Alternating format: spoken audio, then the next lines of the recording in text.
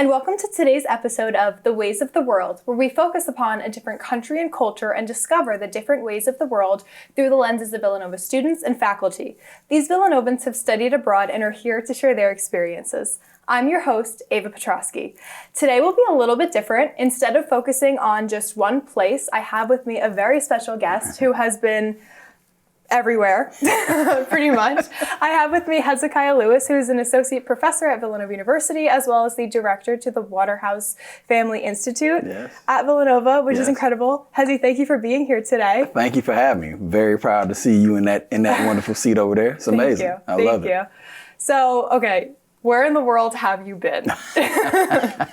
I mean, for me, I just love traveling the world. I mean, better question, where haven't I been? And there's still a lot of places that I really would love to get to. But for me, what really sparked that was my passion to really find my identity.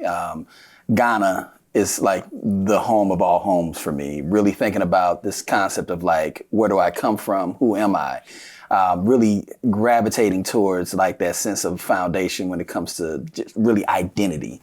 And Ghana was really what sparked that for me. So after I took that first trip, I've been to the continent of Africa, from South Africa to East Africa, Italy to Brazil to Costa Rica, Tanzania. I mean, it's been all over, and the beautiful part of it is that I get to share that with my kids. Like my son has been to over 15 different countries and he's 9.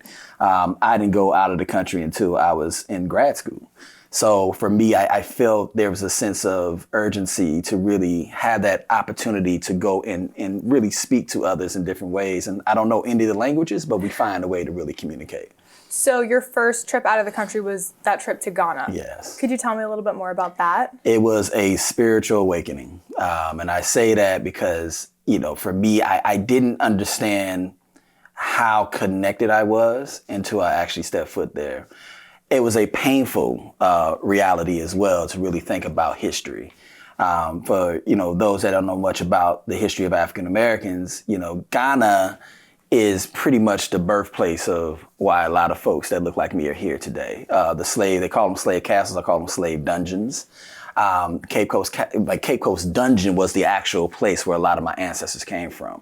So being able to have that opportunity to really step foot on those grounds, it's a visceral experience that I can't really put into words. Mm-hmm. Like you can't recreate that moment. Mm-hmm. And it really made me really understand how powerful my folks really were. Mm-hmm. Just the perseverance and me even being able to sit here today and have this conversation with you was because of those ancestors that went through that door of no return. Mm-hmm. And taking that pilgrimage back there and really figuring out a way to return and having my daughter be able to see that, my son be able to see that, my wife, my family, to really go back and really build that bridge is what really motivates me to really travel even more. Ghana, I've probably been there over 10 times now. It's like my second home, but I really credit that place as a space to show me that we can, and how global our society is, how small the world truly is. Mm-hmm. We can have these global conversations, and I think it's so important. So Ghana woke that spirit up in me, that fire, that passion to travel. Yeah. So even though you've been there more than 10 times, do you feel that every time you go there, you find something new? Something new, something fresh, I mean, it's so, it's so funny. My aunt's there now. She's calling me every day, giving me updates. And the last time I was in Ghana was they call it the year of the return, the 2019. Mm-hmm. But I was there in January 2020. We all know what happened after that. Yeah. The world shut down. So I tend to bring new folks there. Mm-hmm. I became not a tour guy, but a spiritual guy for a lot of people, to really find ways to track. Because I don't travel normal. I'm not like a touristy type person. I don't think there's anything wrong with that. I think people like to go and just kind of relax and, go to the beach, and you need that. I'm more of an adventurous type person. I go off the beaten path. I really like to, I don't like a map. I like to get lost in places. Mm-hmm. I like to get lost in conversations, and I get, eat the foods and really immerse myself in the community and have this more of a visceral experience that really puts my full body and soul into that. Mm-hmm. And I like to bring people on that path too. So people like to travel with me because they know it's going to be a crazy time, but in a good way, because it's really going to challenge you to get out of your comfort zone. Whenever you have excursions, I'm not going off the itinerary. We're going to make our own itinerary. That's just the type of person I am. I just love to really find the unpredictable, ability of like people and places and really find that connection. So I see something different every time, because it's such a big country. It's such a big country, and there's so many avenues and places and people, and you just don't have enough time in the day to really meet them all in 2 weeks or a month. It's not even enough time to really kind of get the true essence. I haven't even seen all of Ghana yet, and I want to still go back and explore even more. How did you turn this passion for traveling and broadening cultural horizons with filmmaking? Yeah, I mean, that's a beautiful question, and that's something for me. When I went to film school at UCLA, we did a thesis project. And I went to a talk with Maya Angelou, and they said, people were talking about stories of African kings and queens. And every time I looked it up, I saw Shaka Zulu. There wasn't a lot of stories out there about African kings and queens. Mm-hmm. And she said that's the plight of Black films. There's not enough of those stories that show the beauty of who we are. You see a lot of slave films. You see a lot of films about being in the hood, the ghetto. It's like, but what else is there out there for us? I wanted to find a way to tell that beautiful story of our people. And I kept looking up in doing research, and Nana Yaa Asante came up. Her name came up a lot. She was like the Black Joan of Arc. She was like really stood up against the British soldiers in the 1900s, and this is an African queen who led an army of men into battle. And that story was so inspiring because she really reminded me of my mother and how powerful she is, how strong a woman she is. My mother was my father. My mother was everything to me, and I wanted to do something to really pay respect to her, and strong, powerful women like her all over the world. So for me, I felt like that film really talked about protecting culture and your identity, and sometimes nurture, meaning that woman has to be that protector, somebody that really I looked up to, and I wanted to say thank you. So I said, I'm gonna make that into my thesis project. And I took a trip out there and just kind of did the research, and I just could not do just a documentary. I needed to do something. I want to do a narrative film that really sparked a lot of these universal themes. And that film really blew me away. It really was like the birthplace for me saying, this is what I want to do for the rest of my life. I call it Filmmakers Boot Camp.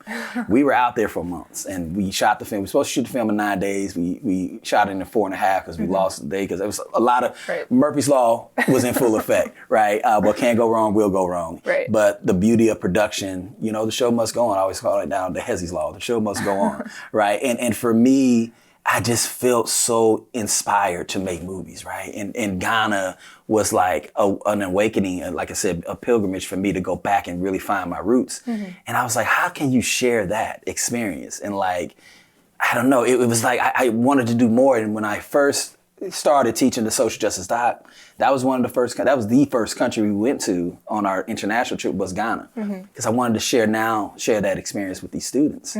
And they did an amazing job. We talked about post-traumatic slave syndrome and its effects on the educational system. And we paralleled a school in Ghana, Moccasin, to a school in Philadelphia, Strawberry Mansion, and paralleled 2 young men. And they saw the similarities. They didn't speak the same language, but they moved the same. They had the same plights. They deal with colonialism, we deal with slavery here. So how do you intertwine and build that bridge and that hope to really hear that conversation in these parallel worlds that was so similar was beautiful. And the students were totally transformed from that. So using film as a way to build a conversation, but also be able to travel in these spaces and have these deeper conversations with people is what made me fall in love with this process. Yeah. I know that conversations are so important to you. So something that I want to ask is, how do you navigate through language barriers? Because as you said, you've been to all these places. It's impossible to know all the languages of all the places that you've been to. So how do you navigate through that? There's a feeling. There's an intuition, language, body, eyes. Like, there's so much about how you can really emote, like, and feel an emotion of somebody. I tell the story about I went to Costa Rica, and when we came into the space, and we were this community was dead. It was like no one was out. We had this big tourist bus, and I feel really bad because it's like we're in this impoverished area on a tourist bus. Like, I feel like it was like poverty tourism. I didn't feel comfortable, being in that type of space, because I didn't want them thinking we're coming in, parachuting in, telling the story and leaving. And when we got off that bus, usually they just use people just driving by, but we stopped. We got in, we went into the community, we stayed there day after day after day. like I said, I don't speak a lick of Spanish, but I felt so connected. And there's this woman named Mama. She's like the matriarch of the whole area. We never spoke, but we just always locked eyes. We always were connected. She would feed us food. When we left that place, they were taking things off their walls and giving it to us. The whole community signed this like, really, I'm a big guy, so this little bitty like soccer jersey with all their names, and they gave it to me. I just broke down. I was in tears, and I had to kind of step away from the group, so I don't want nobody to see me crying up. But I stepped away from the group, and I just felt this hand on my back, and I turned around, it was Mama, and she just hugged me, and she just said, "Gracias, gracias." It was like, and that for me, I knew in that moment, like, this is right. This feels good. It was like a parade. We came in, ghost town, we left to a parade of people that we are going to be connected to for the rest of our lives. Didn't have to speak the language at all to understand the love that they felt and how we feel for each other. And I felt that love. I felt that genuine connection just by that sense of touch and that contact of the eyes. Yeah. How do you determine locations? Great question. And for those, it's hard because when you gain access to a place, right, you have to be careful, in how you deal with films, because you don't want to exploit people. You don't want to exploit communities and things like that. My biggest rule is that we're not going to parachute into a community and parachute out, right? So I usually take a trip in the summer to kind of, get the assessment of the land, the logistics, where we're going to stay, what we're going to eat, how we're going to get around, like the basics. But I'm also there to really try to see who can we talk to? What are some possible stories? It's easier when you're dealing with an organization or someone that's connected to them because they already have a connection. They already have access. And these folks trust these folks sometimes. So we have to find a way to really navigate now. The downside of that, sometimes the organization wants you to do a story about them and it becomes like an infomercial about the work that they do. Sometimes the work isn't always good. And you hear from the community, they're like, yeah, you might think, and we want to tell the truth. We tell character-driven stories. Now, we have a multimedia team that might go and really highlight the work that the organization does, but the documentary team, we're there to tell the people's story. Whether that be they love this or they hate this or whatever, we want to tell the authentic story. So really engaging. Now, I might engage. I might see, hey, I see Ava, you have a great story, but then when we get there, there's somebody juggling fire and spitting whatever, like, how can we not turn that camera and also engage with that story as well? So sometimes it's like the luck of the draw, or sometimes it's like you really have to do a lot of research. So it takes a lot. The problem with you could research all day long, but you have no control of what the story controls you. You can outline, create questions. We might engage in a conversation. I might have 20 questions, but I might only get to 2 because now you're so connected that the conversation can go anywhere, and that's the beauty of it. That's really makes it authentic. That makes it organic. So it's the luck of the draw, man. And what I want to do too is build sustainable relationships, because not only are we telling the film, but we have an initiative that goes along with it, right? I went to one place and I saw a woman that looked like my grandmother. She had a cup of water, like a glass, and we're walking in the middle of this field. She takes that glass, puts it in the ground, comes up with dirty water, and drinks it. And this is like right before the pandemic. So we're in the 2020. And I'm shocked. I'm like, how did this woman, in this day and age, with all the technology, everything that we have in this world, why is she doing that? I said, not on my watch. I can't do it. Won't happen again. And I was like, if we can now go and motivate 20 students to go out and make do this work and hopefully build this initiative, who can, like anybody can, right? That's what motivated me to go to that location, because I didn't want to see that grandmother have to really go and literally take a cup in the ground and drink that water. From that film, we raised over $90,000, got 2 solar water wells in both the villages that we were in. So in the next 20 plus years, that won't ever have to happen again with this. Not saying that's a solution. We don't have a solution to the problem. We can build the conversations, and hopefully that's going to motivate those watching to really do a call to action and actually do something. It doesn't have to be global. It could be down the street. But I want to tell those universal stories, and we find those locations that can really represent universal stories around the world. Yeah. So I know earlier you had said that you don't really have an itinerary. You just kind of will do whatever. So I'm sure there have been many, but can you pinpoint maybe a couple examples of a time where you really weren't expecting to find something and you did, and what you found was just so surprising and so incredible? I mean, it's funny because almost every story is like that, but to really be specific about something that is the ideal situation. Like, we won an Oscar before for one of our films. Never expected any of those, right? The accolades I don't expect. And I don't really care. I mean, be honest. I think it's important because it's like, you're getting homage, you're getting respect for your work, but I don't think it's about the entertainment value of it all and how beautiful and slick the shots look. I really think it's about the core of the story.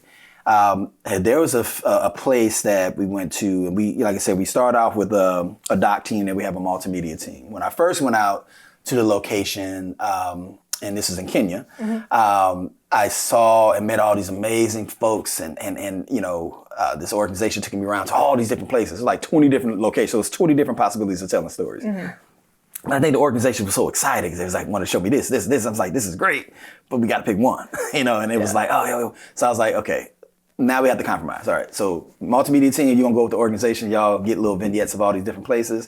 Doc team, we got to find a story. So now we had these two powerful women that were about like empowering women. So they had the slogan, empower the girl, empower a nation. And it was beautiful. I mean, they were powerful women. So I was like, we have to tell this story. So we followed them for the majority of the time. But then there was this beautiful little school called Nina. And it was a school for orphans, like kids. So people that had these babies that were deaf didn't know how to take care of them, so they would drop them off at this orphanage and just leave them. And they were just neglected. These kids were so beautiful. It was but and the folks that worked with these kids were so passionate. And they would work and try to get, and they were doing all these, but they were living in these dormitories where bugs were destroying their legs, so they were getting all these diseases. I don't know how to build a dormitory floor. I don't know anything about structures, but I know we got an engineering school that's amazing, that does that type of work. I could tell the story, but how can we get sustainable people, relationships, people here that can help hopefully build that floor? That was my mission.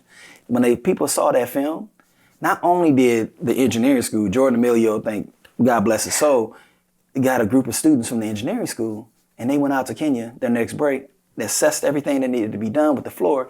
Next break, they built the floor, dormitory floor done. They didn't stop there. They added more projects. So now every single break, a group of Villanovan students from the engineering school goes to Kenya, goes to that location that we filmed in, and do more. They just sent me a picture. We was in the Philippines this year, and they sent me a video. They got a water well in Nina. Wow. The first time they ever had access to clean water in that community. It brought tears to my eyes. Like I get emotional every time I'm thinking about these projects.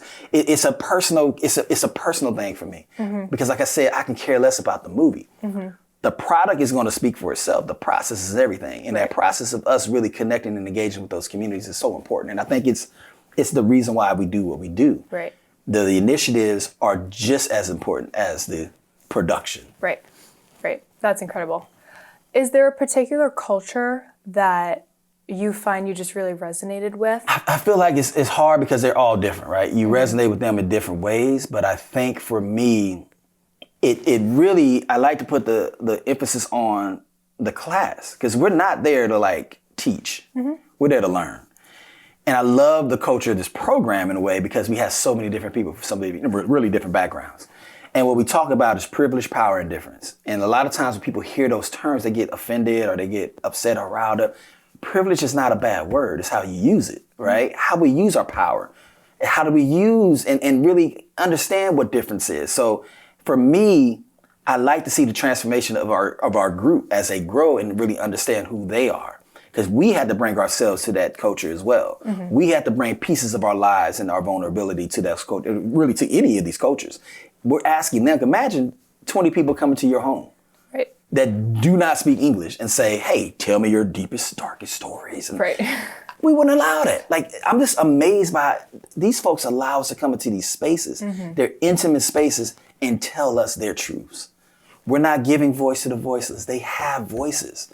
We are amplifying that with the tools and the resources that we have in order to be, and I don't want to call them subject. I hate when people read all these books about documentary filmmaking, like the subject this way. We do this. That's wrong. They're collaborators. They're participating. We are collaborating in this story journey together. They're not subjects. So that's what I try to teach our students about the culture of this process of filmmaking. but also bringing your own culture, your own selves to the table, that's what's going to open up those conversations. The first day we get into these communities, we do not bring out cameras. We're having discussions. We're connecting on a human to human level. And every night we reflect. There's reflections that we reflect on privilege, power, and difference, and how that really engages in the situations that we're in now, because every culture is completely different. When we go to Ghana, when we go to India, we go to all these, you can go a couple of miles away. It's a completely different experience. Hell, they don't even speak the same language in India. It's like so you learn so much about yourself and like a lot of the stereotypes that you may have. We went to South Africa one year, right? And we were dealing with these kids with HIV. And I had to bring the nursing school in to kind of give a presentation, because I think a lot of people have misconceptions. Oh, they cough on you. What if they touch you? What if they cough? And I'm like, it was like real fears that, I can get, AIDS or attract HIV if somebody. It was like this notion. And it was like, hand sanitize yourself down. After they went, these kids are climbing all over. And these are like kids that, once again, also kind of similar to the Nina story, that were staying in these locations because people didn't just know how to take care of them. They were kind of outcasts of society. And they were like all over the kids hanging. It was like their misconception, their stereotypes, and what they thought about that culture completely melted away once they immersed themselves. Sometimes we're just scared to immerse ourselves because we're so caught up into like what might be and not really thinking about what is. And we're thinking about the what might because that's what we heard. And what we're hearing, you got to watch where you get your sources from. I always tell my students, we have to unlearn what we've learned. That's part of this process. You have to unlearn what we've learned in order to be really open to what's the future and how we can engage in that future with others. Right. So. Do you find, although every culture is unique and very different, do you find that there is some sort of interconnectedness between all of the places that you've been to? I think there's a sense of universality within all, right? There is, and I think that when you think about cultures, right, it might be a different food, different language, different style, different way of life, right? But when you think about, issues like we're doing a film now, and it's a perfect example. We're doing a film in the Philippines, right? And it's a place called Boracay where it's an indigenous, the first people on that land, so Afro-Indigenous culture, and they're like relegated to like this really small portion of land. Boracay, if you go there, it's like, amazing, beautiful beaches. It's sensory overload, but everybody forgets about the Ati. You never hear about the Ati tribe. And when I was there, I just saw these little kids walking by. I was like, who are these kids? I'm like, what? And they're speaking a different language. They're going to school. And the guy was like, oh, that's the Ati. I was like, who are that? And then he started sharing with me that story. I'm like, would you like to meet them? Of course. I want to meet them. So we get there, and their story is about they want to make sure people understand who they are, because they're fighting for their land, and people are just trying to take their land. Similar story down the street from here. You go to the Hamptons, the Shinnecock tribe. A lot of people don't know that they even exist. Like, they got a Native American tribe in the South Hamptons. Yes. And they are a beautiful people. It's a beautiful community. They got, kind of pushed into this little small portion of land. They were the first contact folks who were here. Both stories on the other side of the world, completely, and it's all about land, preserving your culture, understanding. So we're telling the parallel story of those two worlds. So we can see it's not just a domestic problem, it's a global problem. And that's what I love about having these conversations, making these films, is to really have people understand. The second film we're also doing in the Philippines is a small island called Halian. You can walk that island in an hour. The only way you can get to that island is by boat, which is unbelievable. It's like, real life, like, Moana. Like, I'm like, it's a magical place. There's a woman there, a young woman, her name is Lady. She's an environmental warrior. She literally gets up every weekend. She takes these little kids to go and do beach cleanups, because all the plastics and things that we have all around the world is washing up on this beautiful shore. When I say when you walk down, you pick up seashells that are, it's magical. And she wants these kids to protect that island. And she wants us to really understand we have to protect our land and keep that beauty. And just to see that's going to inspire a lot of people. That small island in Halian that no one would ever probably go to. And really understanding the importance of how we need to protect our land, that also helps us preserve and protect our culture. Right. I'm curious, this is a little bit unrelated. Yeah. What is the craziest flight pattern that you've taken? Because I've been on a couple flights with you and we took some really out of the way turns. Yeah. But what's the most craziest route that you've taken? I mean, for me, I mean, unfortunately, Philadelphia, got to get this right. I mean, the Philadelphia International Airport is the hardest place to fly out of internationally, but we usually get out to JFK. I remember one year, and this is the craziest part, I tore my Achilles, right? So I'm not supposed to travel for almost 6 weeks. I had to leave in 2 weeks.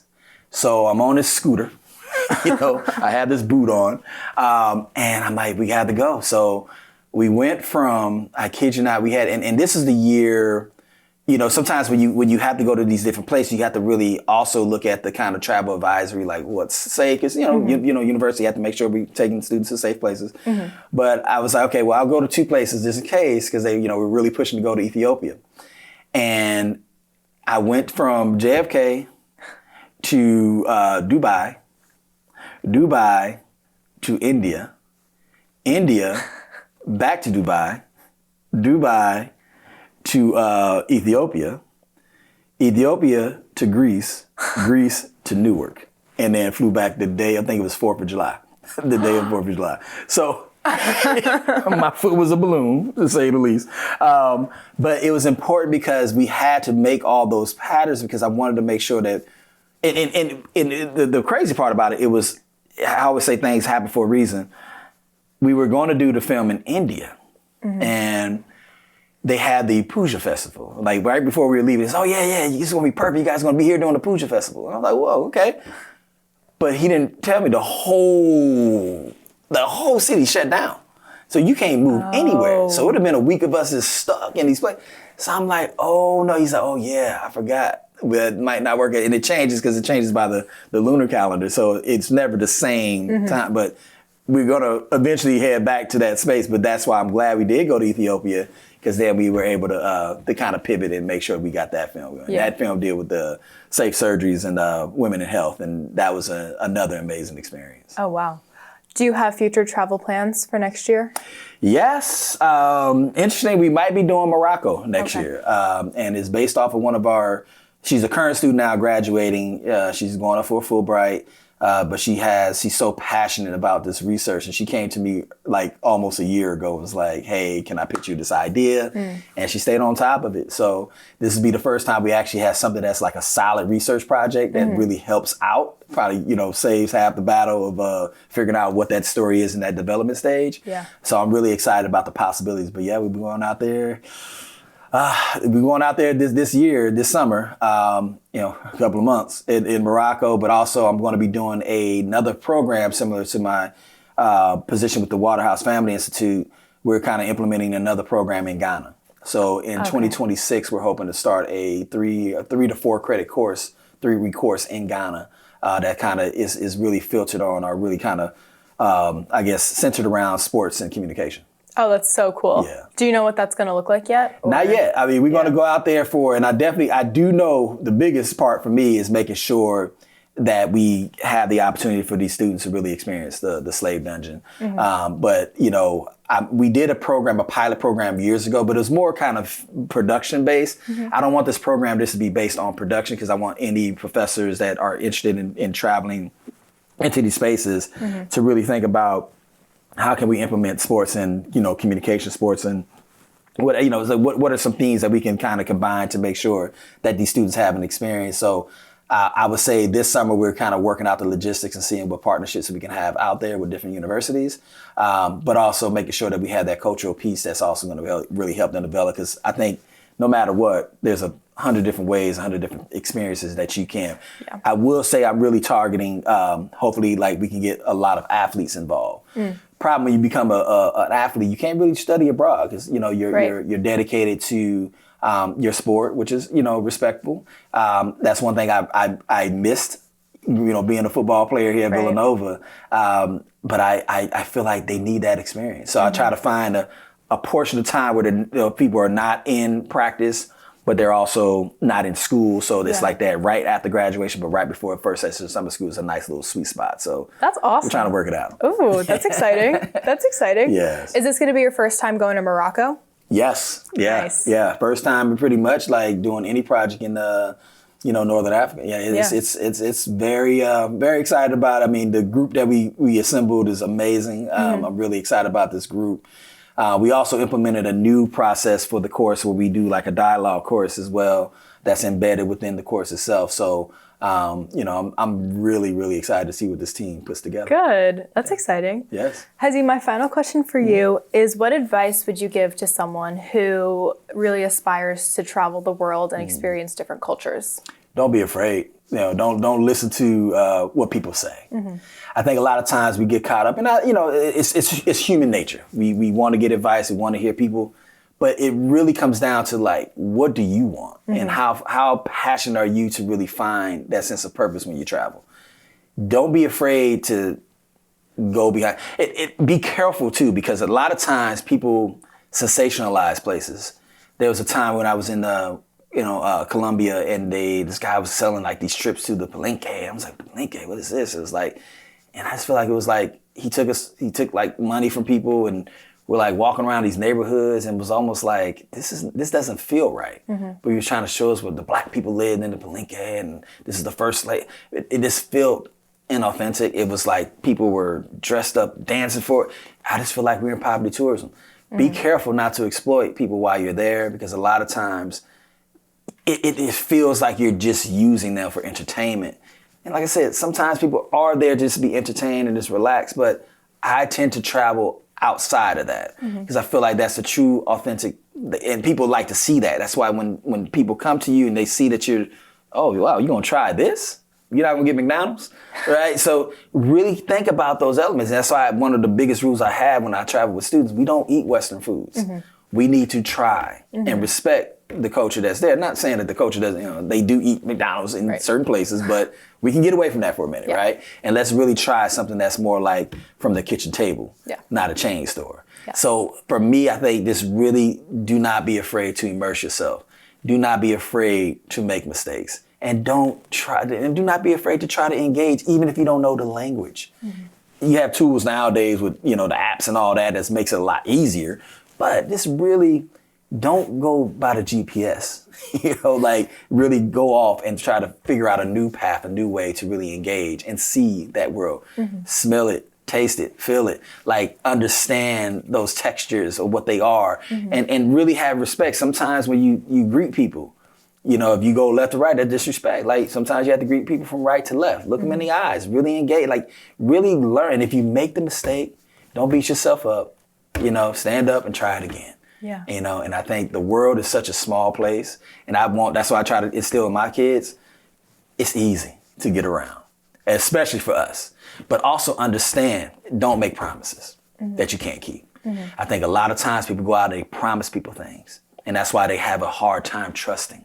So don't make promises that you can't keep, and I guarantee you your time will be beautiful. Thank you for coming, Hezi. This was awesome. I love hearing about everywhere you've been. Yes. So thank you so much. Thank you. Thank you for watching today's episode. I'm your host, Ava Petrosky. Stay tuned for a new location next week.